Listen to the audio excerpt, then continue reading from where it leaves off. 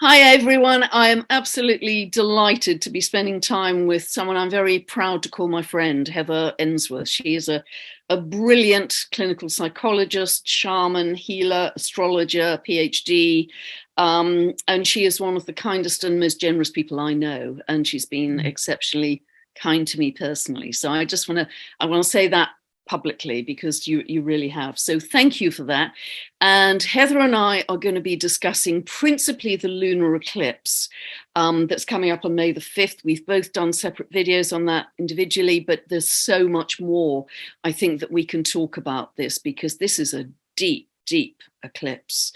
That is just not only affecting us so much individually, but also, I think, profoundly collectively. I think this is a really big shift of energy that we're in. So welcome, Heather. And where would you like to begin with this? There's so much material here. Well, thank you, Pam. And it's such an honor and privilege to be back in conversation with you. I just so deeply respect you and appreciate you and your gifts and your friendship. So thank you.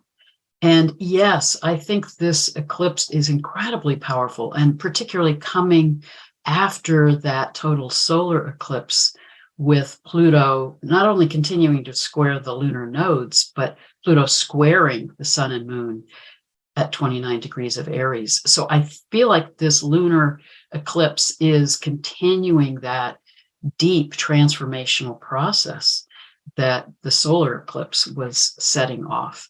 And so many people that I've been in contact with talk about the intensity of what they're experiencing with the energy of these eclipses and the accelerated experiences of healing and transformation that are happening. Because I do believe that both of these eclipses are activating, and particularly the lunar eclipse with the moon in Scorpio and the lunar node still in Scorpio and Taurus, activating what's been in the shadows that's needing to emerge into the light of consciousness. So it's bringing up a lot for people individually, as well as I think, particularly with Uranus conjunct the sun opposite the moon at this eclipse time, bringing forward more of what's true, cutting through the illusions, giving us more clarity. Absolutely. I scarcely know anyone who isn't going through an intense time right now. It really seems to be huge. And it's a very deep intensity that is often connected back to childhood issues, because often with Scorpio, it's something sort of deeply, deeply buried, isn't it? That you've repressed for a long time, maybe not even recognized for a long time. And it's quite interesting. If we look back to that lunar eclipse, I think it's total lunar eclipse we had on the 8th of November last year. That was 16 degrees of Taurus. So virtually exactly opposite this lunar eclipse. And because it was in Taurus, as we know, likes to keep it simple, keep it practical. What can we do that's easy, that we can get on with right away? It doesn't like to dig deep necessarily. So if we think back to that period of time, round about October, November, personally, what was unfolding for you? Because obviously these eclipses are opposite each other in opposite pairs of houses. What was unfolding for you then that appeared to be a simple, practical solution to fix something? But that is coming up again now and asking that you dig way deeper, way deeper. And Scorpio is very complex emotion, isn't it? It's not, Taurus is simple, Scorpio is very complex. And therefore, I think that really brings up the intensity. But what you say is so right, Heather, about the shadows, Scorpio, the secrets, the darkness, the shadows. Don't look here. It's, moon in Scorpio, issues of trust and betrayal, I think of very much in that south node in Scorpio too. But then we've got Uranus, which I always think of as the piercing sword of clarity, piercing light, awakening. This is the truth. It's shattering. It's shocking, but we've got to see it now. We've absolutely got to see it. And it's that sort of polarity that's happening right now that I think is creating this accelerated jump. So many people are talking about these jumps in the frequency of light coming in. And that's another part of the intensity, can we keep up with those physically? But it's darkness and light in such a clear way in the archetypes, isn't it? Well, it's so beautifully said, Pam. And I think that as you were describing, it is such an accelerated time. And we are being called into this evolutionary shift, into new paradigms and into a whole new state of consciousness that these cosmic rays and solar energies are guiding us into. But in order to make that shift, I truly believe that we have to heal the trauma of the past that can block us and keep us mired in out of balance patterns, individually and collectively. So the moon in Scorpio and the South Node in Scorpio, opposite Uranus, is giving us that clarity to bring to the surface what may have been repressed or suppressed, or we may have been able to cope with those things and keep them at bay, but now it's right in our faces.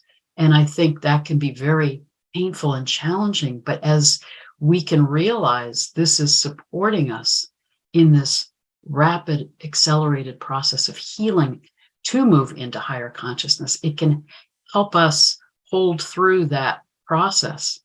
And I think it is absolutely profound that at the time of this lunar eclipse, Chariklo will be squaring the sun and moon and bringing that healing energy and compassion. Chariklo is that energy of holding us as we're in the process of moving through what may be painful for us to be in a healing experience. So how beautiful is that we're really being held in that loving presence and compassion as we're moving through facing these things that are not only what's been hidden in the shadows from our past, but so many people I talk to are clearing karma, clearing past life trauma.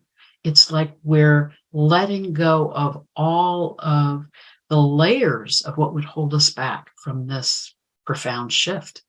Yeah, and the Chariklo energy is such a beautiful archetype of just silently holding that sacred space to allow us to heal. I think it's something that you really embody, actually, Heather. Mm-hmm. I think you really do that beautifully. But isn't it interesting that Pluto is currently at 0 of Aquarius at this lunar eclipse? So that speaks to me again of truth, because it's ruled by Uranus. Wherever Pluto is transiting, whichever sign, I think of it as Pluto's purpose is to unveil any shadow side, any corruption, any underneath stuff. And Aquarius is very much to do with science and technology and medicine. And Scorpio is also linked to medicine. I think of it as the diagnostic side of medicine and the kind of piercing side of medicine. Anything which is invasive, I think of as the sting in the scorpion's tail. It's got that pointy end, and so it goes deep for diagnosis, but it's also has this, the invasive side of medicine, as opposed to Virgo, which has a more getting the body running like clockwork side to medicine. So I think Pluto's role, it's only obviously very briefly in Aquarius, but it is going to give us a glimpse of what it may be starting to uncover in areas of science, technology, medicine that feeds into this whole picture about trust and betrayal and long-held secrets and all of that side of things. So, and isn't it interesting as well that Pluto, particularly around the 1st of May when it goes stationary retrograde, but it's right on the degree that where we have the great conjunction, Saturn and Jupiter, on the 21st of December 2020, which set up this whole synodic cycle, this whole new zeitgeist for the collective in air, in Aquarius, truth, revolution, freedom. And Pluto is going to catalyze that around that 0 degree point. Now, I think it's going to cross, is it another 5 times as it retrogrades and goes direct? It's about another 5 times. So it's really going to catalyze and accelerate and it's always collective energy, isn't it, Pluto, in its expression as well, mass movements, that kind of, but it's going to accelerate and bring to the fore whatever that Jupiter-Saturn great conjunction was about at the end of 2020, which I think is much more about freedom, rebellion, innovation, individuality, community. I don't know how you... Beautifully said, because I do believe that this movement of Pluto back and forth between the final degrees of Capricorn and Aquarius is this final phase of the need for us to deconstruct and to allow these systems and structures that are in the old power over paradigm and the out of balance patriarchal paradigms to be destroyed, to be deconstructed in order to support us in moving into these paradigms of the Aquarian age that are about collaboration in community, that are about power with and for each other, not power over dynamics. So I think Pluto's movement back and forth is reminding us that we need to continue to let go, to let die those old paradigms, but giving us a glimpse, allowing us to begin to envision what we're moving into. And for me, some of the Taurus energy with the North Node in Taurus and Jupiter moving into Taurus in mid-May is helping us begin to dream the new possibilities into being that we can manifest. Absolutely. It's like a shift away from external authority references. We've always referenced external authority, be it, government, police, teachers, we've outed it, as it were. We've externalized it. But now we're moving into an age where we're rediscovering that sense of center. And I think the North Node moving into Aries in mid-July will really help us come back to self-reliance, self-sufficiency, courage, bravery, your center of power being in yourself, not out there. This is your authority. So that's really interesting. And Jupiter moving into Taurus can be beautiful in terms of bringing us back to the simple, bringing us back to the earth, bringing us back to the fundamentals of growing food and the natural rhythms of nature, and the things that are so absolutely foundational in our lives, having food and shelter. And there's something quite stabilizing about that, which will be good in these fast-moving times. And it will be interesting to see what happens financially, because on the one hand, Uranus in Taurus is suggesting a lot of volatility and turbulence, which is highlighted at this lunar eclipse. But on the other hand, once Jupiter moves into Taurus, I think 16th of May, isn't it? That can bring some kind of stabilization into it. I don't know how you feel about that, Heather. That's so well said. And I do believe, as you're saying, that it's guiding us to look at what we value, what we want to manifest.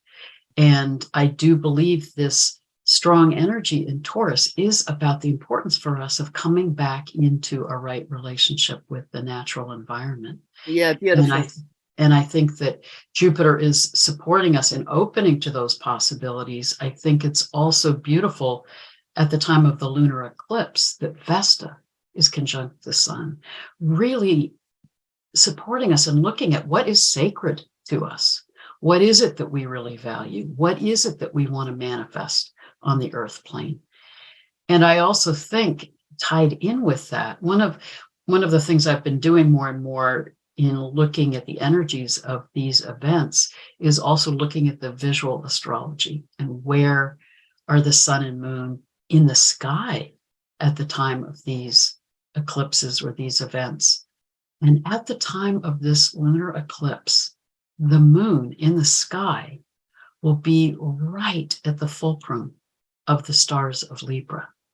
Oh, wow. Which to me is such a profound message to us of how are you in balance or how are you out of balance? And for us collectively, the stars of Libra really trace back to that ancient Egyptian understanding of Ma'at, being in right harmony, right relationship with the earth, with the water, with the sky, with each other, with all of life. So I feel like this lunar eclipse is really supporting us in seeing where we're in balance, where we're out of balance. What deep inner work do we need to do to clear that, to come back into alignment, to come back into the truth of who we are, but also how we're in harmony with each other and in harmony with the earth herself. Beautiful. And, what reinforces that, which I'm sure you'll be aware of, Heather, is that square between Pluto and Homer right at the end of Libra. Yes. Homer, and I don't know if it was you and I speaking or when I was speaking to Kelly Hunter, but an aspect of Homer's myth that I wasn't aware of before was apparently, as part of the myth, Homer's partner was taking wild bananas on the island to bring back for his family and the community, etc. And he was arrested and threatened to be put to death by the authoritarian leader, because the authoritarian leader said it was only the elite people that should have first choice of the food, not the ordinary common indigenous people. And although Homer had no military, obviously she just had her community and she'd call on her spiritual help, they overcame the authoritarian leaders and turned the island back to what is called Pono, I think I'm pronouncing that correctly, Pono, which is right relationship with nature, balance, harmony, cooperation with each other. So that transformative square between Pluto and Homer is such a big part of that. And indeed, and I know you talked about fixed grand square, I think, in your lunar eclipse video, including that involved Chariklo. We've got another one here because Pluto at 0 of Aquarius is square to Homer at 29 of Libra. It'd be easier to see if she was just 0 of Leo, but nevertheless, we can kind of push her in. We can, yes. And Pluto is also opposing a dwarf planet called Varuna, as well, and of course they're square the nodes as well. They're picking up that nodal square. Massive choice points. So Varuna, which I've only discovered recently, 281-year orbit, is the god sovereign, the ruler of the sky realm, and the upholder of cosmic and moral law, the guardian of supreme law. So here we're back to this idea of right relationship with nature, with the cosmos, etc. And so this, where you have all this intensity of the eclipse and Scorpio and, these fixed squares and grand crosses, it's kind of, people are being squeezed to a whole different level of seeing, I think, in their life. Because, often people with fixed crosses, fixed squares are enormously determined, but there's kind of no give in it. There's no mutability. There's no shift. And that can give them great tenacity, but they just squeeze. There's kind of, and so you have to make a transformative jump to get beyond that configuration. Am I making sense? Totally making sense, because I do believe that the fixed square in the fixed signs, when you have that kind of grand square, it's so challenging, it's so intense. And if you come to center and work those energies consciously, it's one of the most powerful configurations. But I think you said it so perfectly. It's not an incremental change that you're going through when you're in that kind of powerful energetic. It's an evolutionary leap. And absolutely. I think it is so powerful, these other configurations that you're describing that are showing us what we're meant to move towards, what we're being guided into. But it's a huge paradigm shift, an evolutionary leap. And with Pluto squaring the nodes, and then in July, when the lunar nodes move into Aries and Libra, and Pluto's back in Capricorn, it'll continue to be squaring the lunar nodes through December. But we're really being challenged to be at a critical choice point, individually and collectively. Huge. And if we open to it, then these energies are supporting us in this accelerated time of transformation. And I think, as you're saying, a critical principle in this is we have to let go of the certainty of the past, the power over paradigms, our understanding with our left-brained ways of knowing and trying to be in control. I think Uranus in Taurus is cutting through those illusions and shattering that sense of human separation from the life around us and arrogance.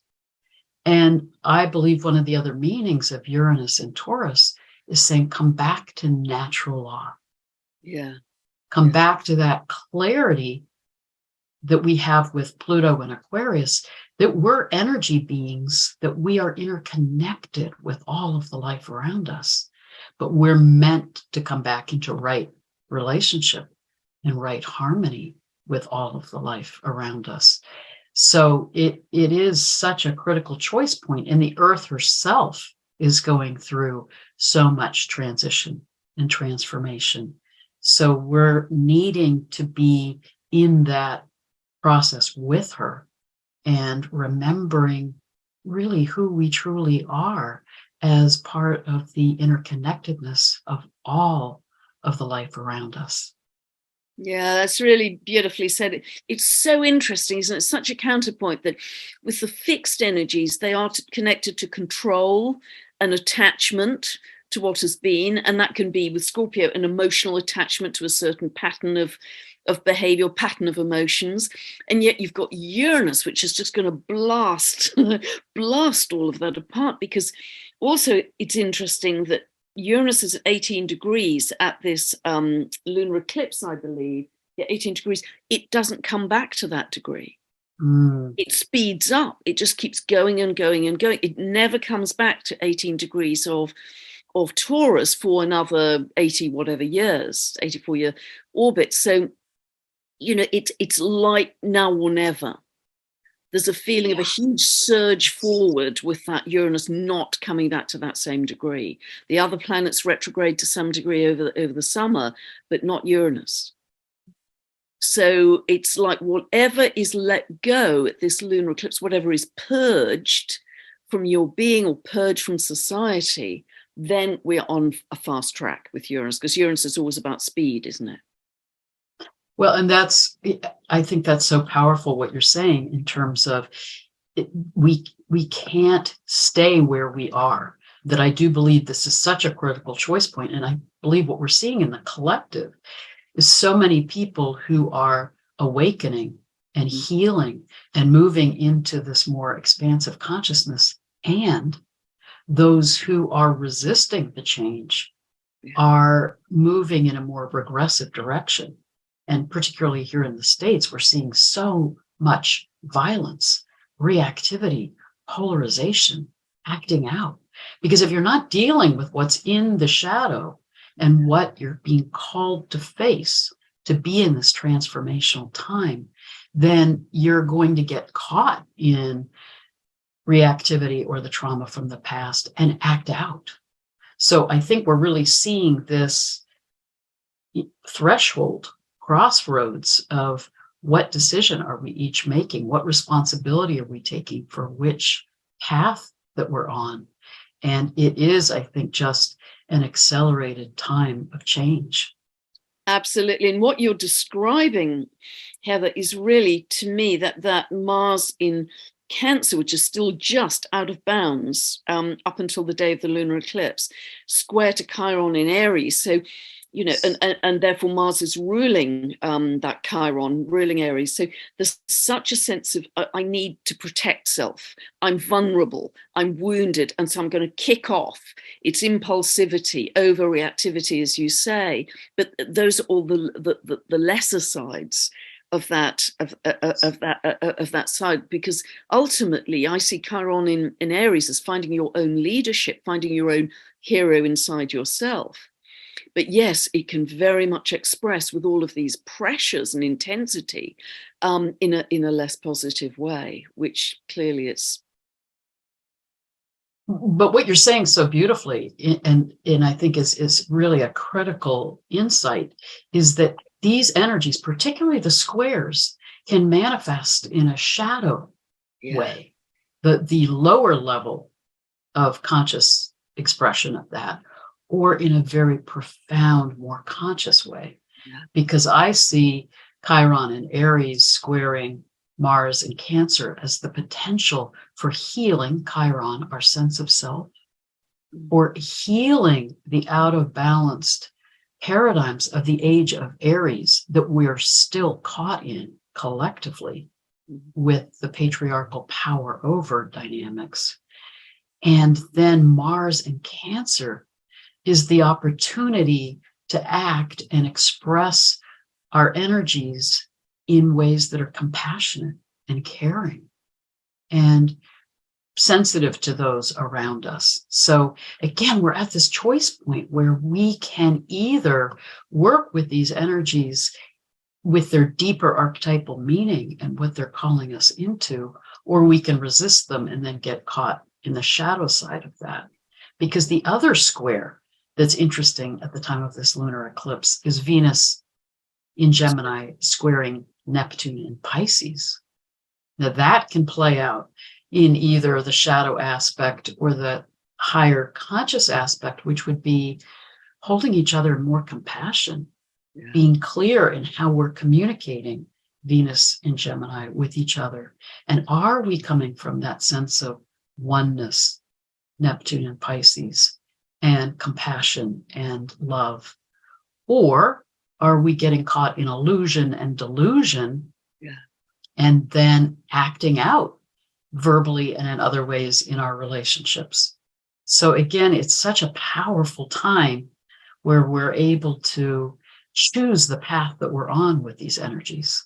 Because it could express, absolutely, Heather, it could express in a shadow way as confusion about the facts, Gemini, confusion about the information, things not being clear in all this intensity, in all the truth that's coming out. Well, is it true? Is it not? So, or that could express beautifully, creatively, couldn't it? Aesthetically, linked to beauty. So beautiful words as well, very good for writing. So there are layers to this sort of coming in. And it was so interesting what you were saying about these transformational leaps. Well, obviously Pluto square the nodal axis pretty much all of this year is such a big part of that. But I happened to come across another dwarf planet I haven't worked with before called Chaos. And Chaos at the time of this lunar eclipse is at 29 degrees of Gemini, so conjunct Venus and on the world axis, 0 of the cardinals. And digging into the myth of Chaos, this is linked to the emptiness or the void or the abyss. It's linked to when heaven was ripped from earth, blocking our oneness, our connection with the divine and with source. And what the process, what the purpose of Chaos is reconnecting us to the divine. And in this case with love, because it's conjunct Venus. And what is so interesting, I went on a bit of a detective hunt. I don't know if I shared this with you, but Heather, I put out a video about this because there's a chap in America called Jeffrey Hopi, I think his name is pronounced, Hoppe, and he runs something called the Crimson Circle. And he has channeled Adamus Saint-Germain for a long time, for many years. And I only caught on to this recently, but from September last year, Adamus Saint-Germain was starting to talk about something called the Heaven's Cross that was happening on the 22nd of March, 2023, very specific. And this Heaven's Cross, Adamus Saint-Germain explained, was an opening portal to our greater divinity and our greater multidimensionality as humanity, because our consciousness has raised high enough for us to get to that point. Jim Self is another apparently very well-known American. He was using exactly the same term, Heaven's Cross, for exactly the same date, March 22nd. And I know someone in the UK who's a very gifted seer, Amanda Lawrence, and she sent me a voice message talking about this second layer of light coming in on March 22nd. They were all saying the same thing from a different point of view, not necessarily knowing each other or the astrology. And she also said, this is an opening to our greater divinity and multidimensionality. And Magenta Pixie also said something that echoed all of that.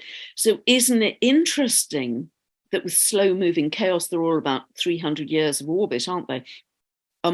On the Aries point, on the world axis, helping this process of reconnecting us to the divine, it is really bringing in this huge transformation for humanity of, yes, there's an absolutely apocalyptic crashing of the old, but boy, is there life force and power in birthing the new. And that's really exciting. I know. I went on a bit of a wild detective. I was getting so excited because all these people in different geographies, different modalities didn't know each other. And just when I discovered chaos in the last few days, I'd never heard of chaos. Her archetype sort of reinforces what all those people were saying, not knowing the astrology, any of them. Well, that is just absolutely exquisite. I love that. And it so echoes this energy of Pluto squaring the lunar nodes, because Pluto is that planet of alchemy, of death, rebirth. Yeah. So chaos is reminding us that in order to do an evolutionary leap, you have to completely let die the patterns of the past and be in a time of chaos. Yeah. Be in a liminal period where it feels like everything is falling apart and you have no clue what you're moving towards, which is that period of metamorphosis, the middle time with Pluto transits, where you let something die and burn away, but then you're in that chrysalis, you're in that transformational time to emerge in a new state. So that is what is so profound about this time, that we are on the cusp of moving into a new age. We're in a new precessional cycle. And I think it's profound that we're, from the perspective of the Yuga cycle, at the end of the Kali Yuga, the end of the period of forgetting who we truly are, the end of the period of being disconnected from source, from our deep relationship with the divine, with cosmic consciousness, to have the potential to move into this golden age. Yeah. That is the potential and promise and hope of all these energies that are supporting us. But again, it's a critical choice point. Do we allow ourselves to be in chaos, to let these patterns of the past die, in order to be in this liminal time that's turbulent and can be confusing and overwhelming at times, but it's guiding us into this radically new earth and new consciousness.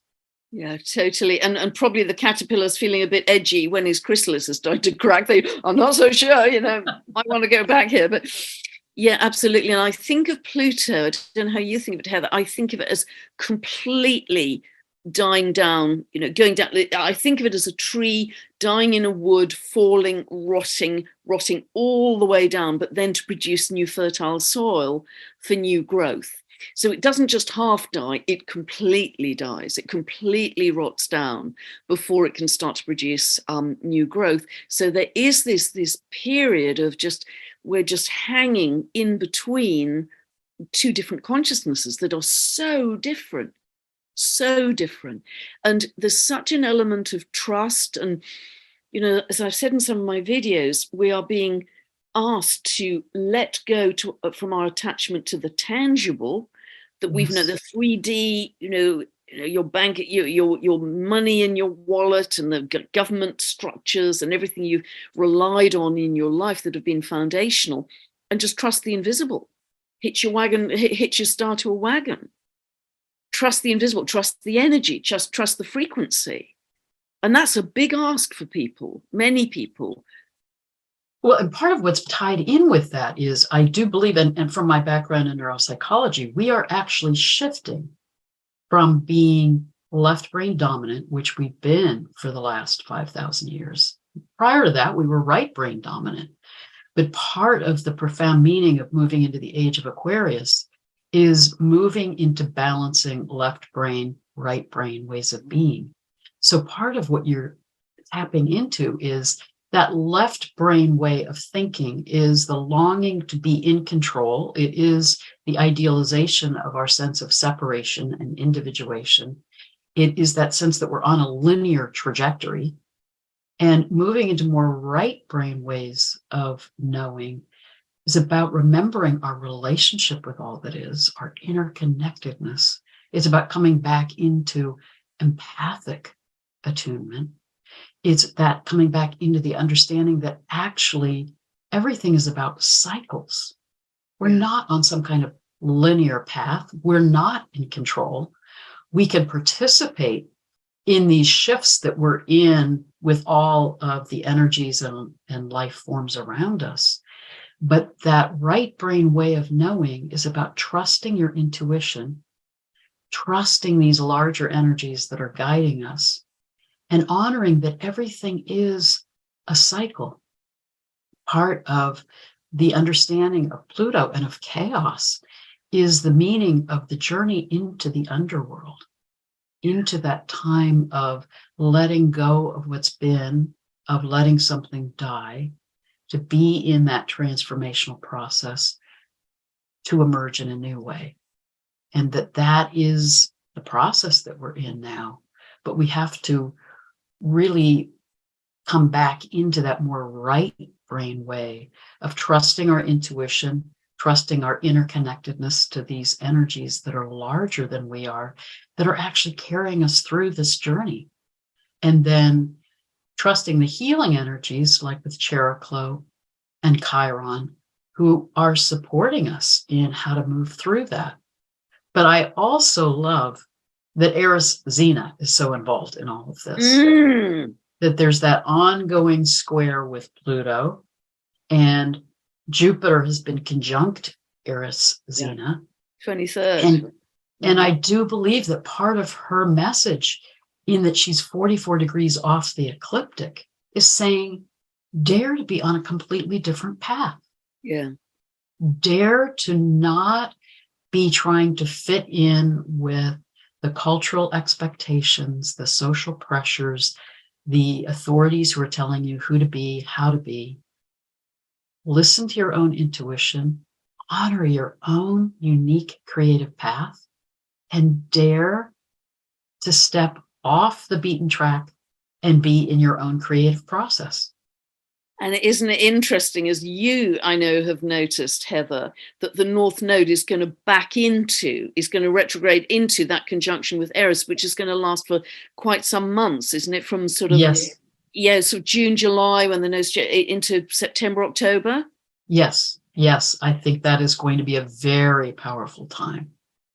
Because I think as we're trusting chaos, I've got to explore that. That's really wonderful.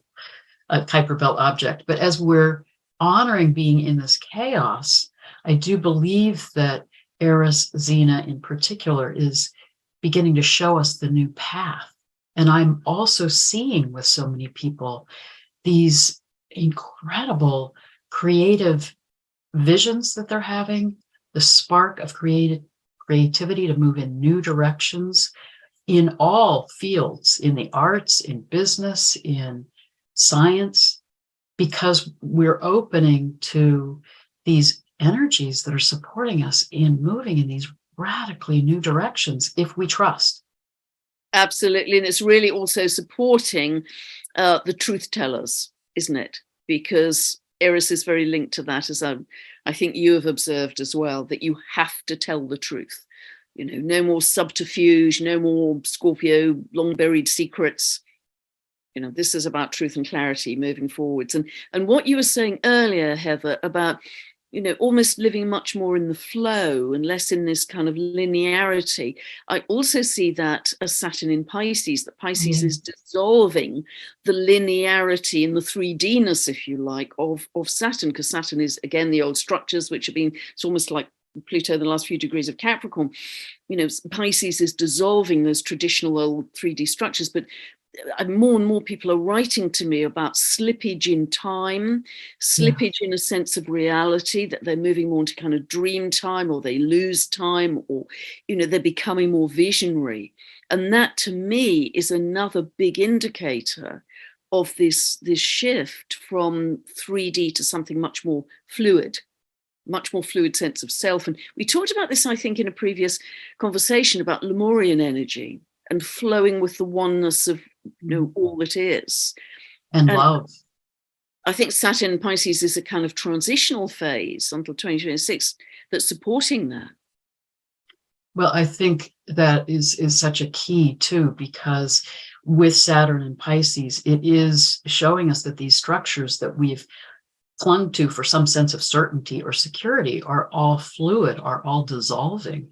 And I do think that part of why it is so important that we're dealing with what's been in the shadows, that we're letting Uranus cut through illusion to give us more clarity, that we're being called into this accelerated healing process, is because I think our psychic boundaries are also dissolving. So not only are there these slippages in time and space, but in our own sense of separate self. More and more people that I'm talking to are feeling this increasing telepathic ability or increasing empathic abilities to feel what's going on with others, what's going on in the collective. So if we're not healing and clearing these out of balance and shadow aspects of ourselves, look at what we're going to be bombarded by with each other as we are more and more linked in our consciousness with each other. So I think that's part of the dance that we're in, is that we're not going to be losing our individuality, but we're going to be gaining more of this profound sense of interconnectedness and oneness with each other and with the life forms around us. So we're being prepared, I think, with Saturn and Pisces, with knowing how to begin to let those boundaries dissolve in order to move into this new, more fluid, more psychically open way of being. Yeah, and it's happening so quickly, isn't it? I think that's the thing. There's a real feeling of speed, especially with Uranus not coming back to 18. It's really moving on a pace, and it's so linked to quantum jumps, isn't it? Because that's not linear. Uranian energy isn't linear; it's kind of quanta, isn't it? It's jumps, and so I think for people who have been very embedded in the old traditional structures, this is going to feel quite destabilizing at times. There's no solid ground that you can rely on. So we're all being called on to really trust that flow, to step into that flow of the river willingly. And for those who are feeling a bit edgy, others of us have to be there to hold their hands and say, it's okay, this is the way we're going now, and it's going to be fine. You are going to fly when you come out of that chrysalis. It's going to be amazing. And you would have, you'll look back and feel so limited and tiny and contracted as a caterpillar. You have no idea what's coming. That's great. And it so reminds me, and I think we talked about this in a previous video, that Hopi prophecy about be in the river, let the river carry you. Let go of the shore. Don't try to cling to that branch. Allow yourself to be carried by the currents, and then look around, see who else is with you. And I think that's an important piece in this, because it can feel overwhelming. It can feel very disorienting to be in such an accelerated time of transition and transformation. And I think it means the importance of trusting that these larger energies are carrying us in these currents to a new way of being.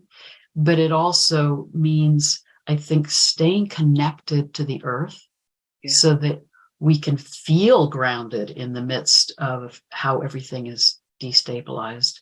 But I also think it's so important, and you really do this in your life, that we connect with community, and that we be there for and with each other, to hold sacred space for each other in the midst of this process.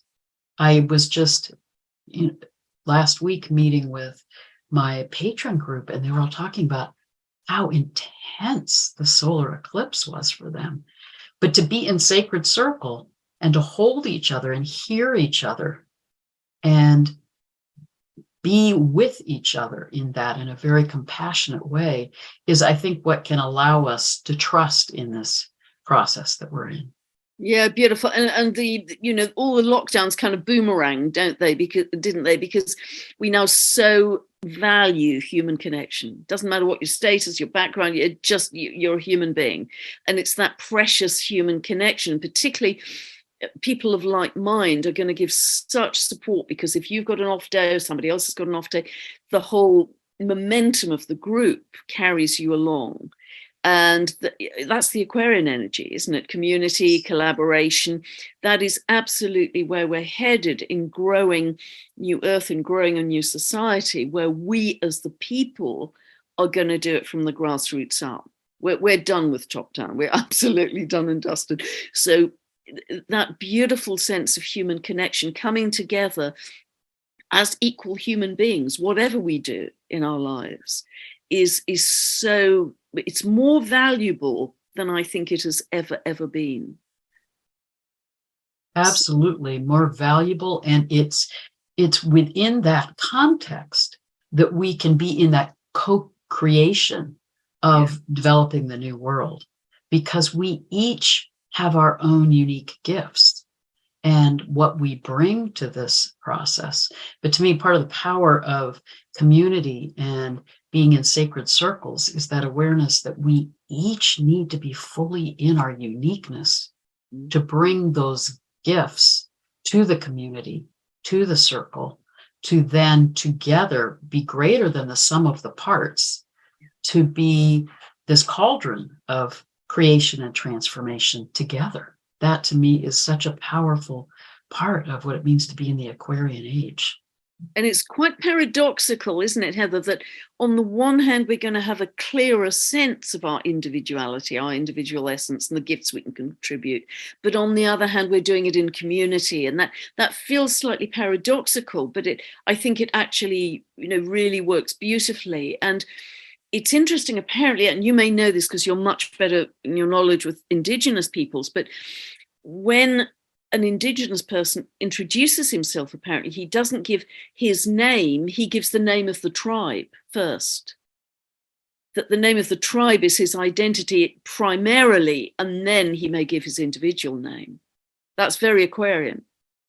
Well, and what's interesting is so many of the Indigenous people still are bringing to us that more ancient wisdom of being right brain dominant, which is more honoring your interconnectedness, your place in the community, than your individual experience or expression. We've been through this 5,000-year period of the patriarchal period with left brain dominance, where the emphasis has been about who I am as a separate sense of self. Yeah. And how do I express my own individuality? Yeah. And part of what's profound with moving into the age of Aquarius is not only the rebalancing of the left brain, right brain ways of being, but the sacred masculine, sacred feminine ways of being, so that we are balancing our individual self-expression with our understanding of being in right relationship. That it's no longer one being more dominant than the other, but really bringing them into balance and harmony so that we're in our wholeness and in the fullness of that expression of our uniqueness in the context of community and connection. And isn't it interesting that so many of the dwarf planets, the Kuiper belt objects, have their roots as indigenous creator gods, Kwawa, Teheran Hayawako, Altjira, there are probably several others. They're all based in kind of indigenous wisdom, which we are going to start to rediscover, and how precious that is, how much depth it has, how nature always has a solution to everything, medically or whatever, with all the herbs and the plants. We are going to plunge back into that really deep shamanic connection, which you understand so well as a shamanic healer. And I think that's going to be magical. Absolutely magical. We just lost it in modern society, in cities and offices, and we've just pillaged nature. All of that, I think, is going to shift really dramatically. And young people, I think, are already onto this in a big way. Yes. But I think you're right. And it's amazing how some of these Kuiper belt objects like Haumea or Makemake are in Libra right now. So again, how are we coming into balance? How are we coming into harmony? And nature herself knows this evolutionary leap. I mean, I love Elizabeth Satoros's work about how in the natural environment, species come to realize that they actually will thrive if they honor their interdependence and interconnectedness with each other. That the whole notion of survival of the fittest and competition, which has been our paradigm, is actually destructive and is an immature level of development in terms of the natural world. So we're being called into our maturity, and we humans are being encouraged to catch up with what the sacred life forms around us already know and come back into that harmony and balance and interconnectedness.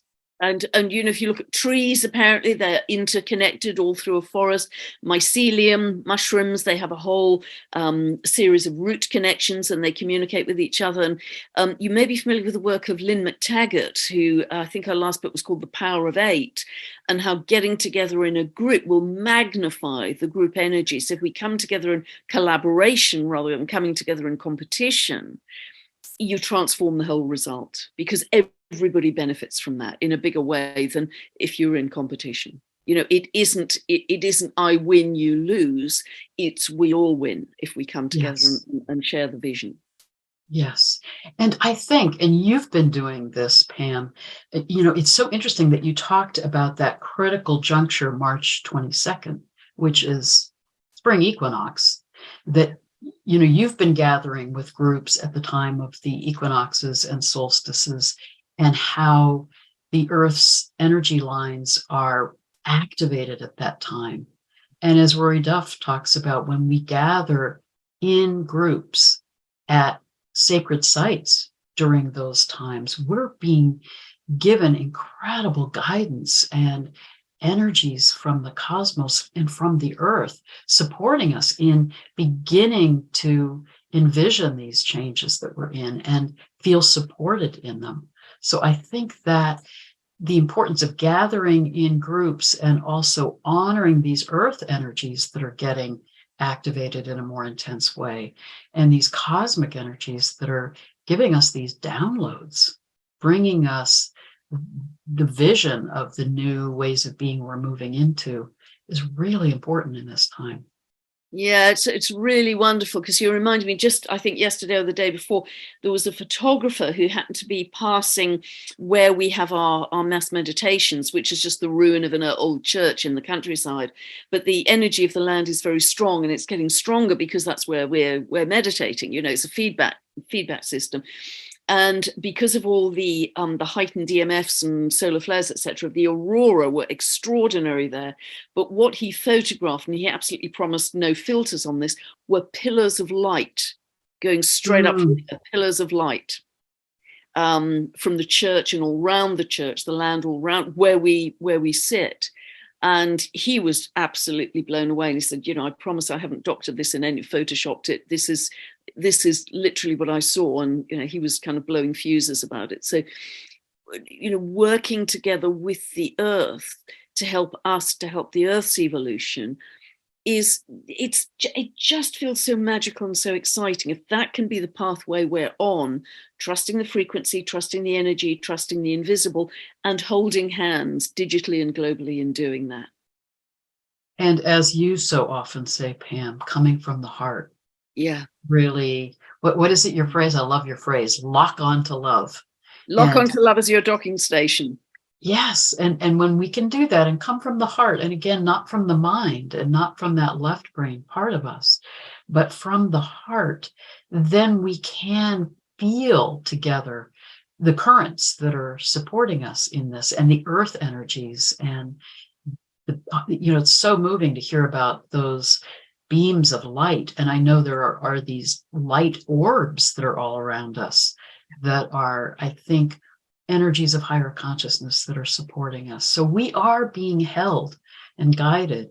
And as we come from the heart and connect with each other, then we can support each other through this time. Yeah. Yeah, it's super. You were absolutely on the edge of a change of an epoch, change of an age, a change of consciousness, and we just have to really go with it. You know, we can't keep on hanging on to scenery that is collapsing all around us and saying it's really okay. Don't notice. It's collapsing. Or just prop it back up. Pretend it's really not falling apart. Drawing pins in, you know, it's not going to work anymore. It's in tatters. And that's why I think events are becoming so extreme, because the collapse is accelerated as much as the evolution is accelerated. The two are happening simultaneously. It isn't that one has to collapse before the new Earth begins. They're both happening at the same time. And that's why it can appear so absolutely chaotic and destabilizing. But we've got to make sure we're on the right train as we leave the station. Well, and the other thing that you've talked about a lot that I think is important is as we can stay in that higher frequency and stay in that trust and higher consciousness, then we're feeling more and more that new Earth that is already evolving and in more and more information. If we fall into fear and get caught in reactivity or those issues that have been in the shadows that we haven't healed and cleared, then we're going to be more and more mired in the turbulence and the turmoil. So we can also be making choices about how we're navigating the chaos and intensity of this transformational time. And I think it's important to remember that we have all chosen to incarnate in this time, to be a part of this profound transition time. So what a privilege to be here, to be participating in and supporting the co-creation of this new world and new Earth. Absolutely. And so well said, Heather, because it isn't just a same old choice point in a regular lifetime. This is a choice point that is going to matter for the next age that we are a participant in. So let's not make a pig's ear of the biggest evolutionary jump that we've had as humanity. It's a massive cosmic choice point, I see, because we're actually choosing to step back into our galactic citizenry, yes, or not, depending on which train we're on when we leave the station. So it isn't just a regular choice point in a normal life. It has a totally different scale to it in the way I think we're both seeing it. And I think that's part of why Sedna is so important in this too, in that she comes back in, she journeys from the Oort cloud back into being close to our inner solar system as she is now, to bring her message, and her deeper archetypal energy is about the willingness. I mean, at the critical point in the Sedna story is when she lets go of clinging to the boat, thinking that that's giving her safety and security in the storm. She lets go and dives into the depths of the sea and dissolves and becomes one with the sea. And it is that, as you just described, we're not in an incremental process of change. We are completely dissolving from who we've been as humanity into this new energetic way of being and interconnectedness with the oneness and with the energies of the galaxy in a profound new way, if we allow ourselves to be in that metamorphosis. Absolutely. And it's so interesting, isn't it, that so many of the dwarf planets with that very long orbit of around about 300 years are changing sign. Right? Manway has just changed sign into Aries. Homer's hovering, just about to re-enter Scorpio. You've got Chaos about to enter Cancer at that world axis point. And Sedna moving into Gemini.